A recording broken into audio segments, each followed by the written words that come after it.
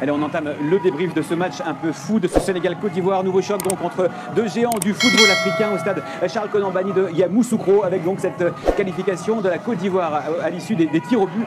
Tout simplement, votre première réaction. Déjà, est-ce que cette qualification ressemble à la physionomie de ce qui s'est passé pendant 120 minutes et plus, Aurélien? Bien sûr, le match qui avait mal débuté pour les Ivoiriens avec ce but encaissé très tôt. 4e minute. Ouais. Après, il y a eu ce fait de jeu où Sadio aurait mérité le rouge quand même. Ouais. Je pense que les Ivoiriens peuvent être fiers d'eux. Ils sont allés chercher les ressources au plus profond d'eux pour venir dans ce match avec cette égalisation. Et j'ai pas trop compris pourquoi l'arbitre allait regarder la VAR alors que tout le monde avait vu qu'il y avait penalty. Et puis, vous savez, les tirs au but, c'est qui a le moins de pression qui gagne. Donc, je pense que la Côte d'Ivoire s'est méritée ce soir. Les tirs au but, c'est aussi des nerfs, savoir garder ses nerfs. Et forcément, les Ivoiriens, sur ce coup-là, ils ont fait un sans faute. Ben ouais, c'est normal. Vu d'où ils viennent, c'était normal que mentalement. Ils étaient moins la pression, peut-être ils avaient moins de pression vu leur parcours en phase de poule. Ouais. Et voilà, je dirais qu'aujourd'hui, les Ivoiriens, ils ont montré qu'ils étaient des garçons. Voilà, c'est ce qu'on avait besoin. Et le peuple ivoirien doit être fier de son équipe nationale ce soir. Les Ivoiriens ont montré qu'ils étaient des garçons. C'est bien noté cette formule. Si vous deviez trouver un titre en une de main de la presse ivoirienne, ce serait quoi? Le miracle continue. C'est ça, exactement. C'est vrai que c'est extraordinaire ce qui s'est passé ce soir en termes d'émotion. De toute façon, depuis le début de cette CAN, on est gâtés, mais c'était tellement écrit. Le Sénégal qui fait 9 points, qui marche sur sa poule et qui se retrouve à jouer la Côte d'Ivoire qui termine 3e du groupe A. C'est vraiment le cadeau empoisonné. C'est terrible ce soir ce qui vient de se passer pour les Sénégalais. C'est un chaos incroyable. Moi, je suis pas d'accord sur le. Alors peut-être que c'est ma lecture, mais pour moi, c'est quand même les Ivoiriens qui avaient la pression. Parce que quand on regarde le scénario du match, je sais pas, Kessié, c'est extraordinaire ce soir. Eh ben pour le coup, c'est pas un pénalty, c'est 2 pénaltys. Et il sort d'une canne qui est d'un premier tour absolument catastrophique. Quand il prend le ballon. On va y revenir, Nabil. Bon. Ne vous emballez pas, tout le monde ici va vous écouter religieusement, évidemment. On va écouter une première réaction, celle de Sébastien Haller au micro de Leroy Cabella. Félicitations, peu de gens vous donnaient la moindre chance face au champion en titre et vous l'avez fait. Racontez-nous un peu cette émotion. Beaucoup d'émotions. Je pense que les derniers jours n'ont pas été simples pour tout le monde. Et voilà, on se devait de croire en nous, de croire en nos chances. On savait que voilà, on devait montrer un autre visage après ce qui s'est passé durant la phase de poule. On sait aussi que ça tenait beaucoup les Ivoiriens à cœur d'être présents, de pouvoir nous soutenir. On sait comment ça a été difficile, donc on a décidé de se dépouiller, de faire l'union sacrée, d'être ensemble, d'être solidaires au max, d'aussi pouvoir rendre un peu aussi hommage au coach qui nous a laissé en cours de route, parce que on se sent aussi responsable de ce choix qu'ils ont dû prendre. Donc on est tous ensemble. Aujourd'hui, on est heureux, on est satisfait d'avoir pu faire le job. Et d'un point de vue personnel aussi, c'est quelque chose de beau et de fort, parce que ça n'a pas été simple les derniers jours. J'aurais voulu participer plutôt à la compétition, mais voilà, c'est la santé, donc aujourd'hui on profite. Est-ce que vous réalisez tout de même l'impact? Vous étiez presque éliminé il y a quelques jours, vous êtes en quart de finale, c'est simplement exceptionnel. La route est longue. Je pense aussi que durant tous ces épisodes, durant le début de la compétition, je pense qu'il faut rester humble et voir aussi jusqu'au bout de la compétition. Il reste pas mal de jours, pas mal de matchs, pas mal de sueur et d'efforts à donner. Donc voilà, aujourd'hui, on va peut-être profiter ce soir, mais on va rester humble, remercier encore tout le monde de nous avoir supportés. Et c'est pas fini. Juste un petit mot sur le coach. On dirait que vous avez absorbé sa mentalité de gagnant, de vainqueur. Vous l'aviez, sa mentalité de Mercedes cet après-midi. Oui, bien sûr. Et merci, il est avec nous depuis un bon moment. On est assez proche de lui, que ce soit lui ou du staff. Je pense qu'on se connaît déjà depuis un petit moment. Et il a su aussi trouver les mots, parce que ça n'a pas été simple pour lui de reprendre le groupe en cours de route pour voilà, faire comme il fallait. On ne va pas changer un groupe en 2 jours, mais en tout cas, il a su mener sa barque. Et aujourd'hui, si on est là, c'est aussi grâce à lui. Merci Sébastien, félicitations.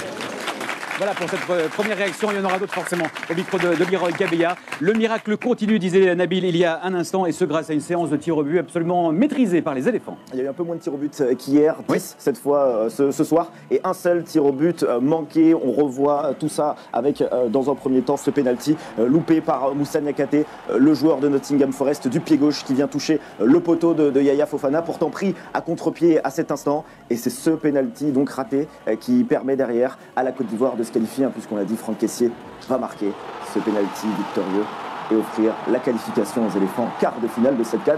Qui l'aurait cru il y a encore quelques jours? Aurélien, est-ce que vous l'auriez cru ou pas? Non, personnellement non, parce que la Côte d'Ivoire, le Sénégal, pardon, comme il disait Nabil, a fait le plein de points. C'était l'équipe, c'était vraiment la favorite du tournoi, vainqueur en titre. On voyait vraiment pas où ils avaient le point faible. il a encore montré aujourd'hui, même si la Côte d'Ivoire a profité d'une petite largesse, j'ai envie de dire, avec l'obtention de ce penalty, mais qu'il aurait cru, comme vous l'avez dit, personne, parce qu'en plus ils sont sortis des poules d'un petit trou de souris. Quoi. Un petit trou de souris face à une équipe qui a fait le plein de points, c'est quand même incroyable. Alors que justement, Nabil, il y a 2 ans, lorsqu'ils ont été titrés, leur premier tour avait été très laborieux. Comme quoi, dans ce genre de compétition, il faut peut-être démarrer doucement. Moi, je crois que c'est Alain qui le disait hier sur le plateau. Et parfois, vous avez des équipes voilà, qui démarrent de tambour battant, puis arrive. C'est un autre tournoi qui débute et il y a des paramètres qu'on ne maîtrise pas toujours. Franchement, ils sont un peu maudits, le Sénégal, dans cette histoire. Ils font un super début de tournoi. Ouais. Ils se retrouvent face aux pays organisateurs, remobilisés, avec un électrochoc. Je pense que la déception elle doit être énorme là, ce soir chez les Sénégalais. Moi, je le voyais venir. Je ne suis pas là pour dire que je vois juste, mais, mais honnêtement... Le dénommé Madou Niang devait aussi le voir venir, je pense. Honnêtement, ça se sentait quoi, que ça pouvait tourner comme ça. Bon, bah, c'est dommage pour le Sénégal, tant mieux pour la Côte d'Ivoire qui lance peut-être finalement son tournoi ce soir. Allez, on va retourner dans le stade avec Cédric Kanté qui est toujours à nos côtés justement. Cédric, comment est-ce que vous avez vécu cette fin de match complètement irrationnelle dans ce stade qui devait être absolument chaud bouillant? C'était plus que chaud bouillant, c'était une atmosphère juste indescriptible. La Côte d'Ivoire a fait un gros match, mais moi j'ai envie de rendre hommage quand même à cette équipe sénégalaise. Ils ne font pas un mauvais match, ils tombent les armes à la main.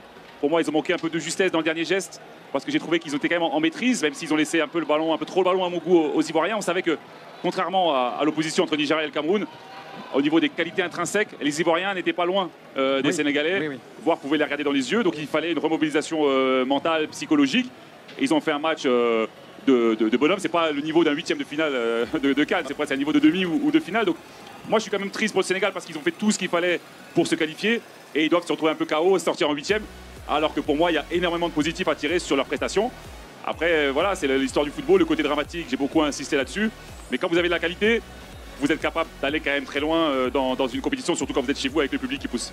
Oui, effectivement. Et ils vont peut-être aller très loin, qui sait, ces éléphants. On va revenir sur les faits marquants de cette rencontre. Vous le disiez, Cédric, c'est vrai que les Sénégalais n'ont pas fait un mauvais match, loin de là, tout simplement parce qu'ils ont ouvert le score dès la 4e minute déjà. Ouais, l'entame était parfaite, en effet, Vincent, avec un ballon sur le côté gauche, récupéré par Sadio Mané après une touche. On va voir, il va échapper à la vigilance de Serge Aurier. L'enchaînement derrière, David Diallo est parfait. À ce moment-là, on se dit, Alain, que c'est vraiment l'entame idéale pour les Sénégalais. Moi, en fait, moi, je craignais plus ce scénario pour la Côte d'Ivoire. Parce que les mecs ils viennent de prendre 4 contre la Guinée équatoriale. Ceux qui vont quitter le tournoi, les tenants du titre, c'est Lyon du Sénégal. Est-ce que vous êtes d'accord, Aurélien, avec Cédric par exemple, qui dit qu'ils n'ont pas démérité? En même temps, c'est la moindre des choses. On est tenant du titre, on est favori sur cette rencontre. Peut-être qu'ils n'ont peut-être pas assez tenté, osé. Ils n'ont pas surtout été précis dans les occasions qui sont créées. Mais une fois encore, ils sont tombés sur la Côte d'Ivoire. Oui, bien sûr, c'était les favoris. Mais aujourd'hui, la Côte d'Ivoire, défensivement, a montré qu'elle était présente et elle a tenu tête à cette équipe du Sénégal, tout simplement. Tout simplement. Voilà ce qu'on pouvait dire sur cette qualification de la Côte d'Ivoire.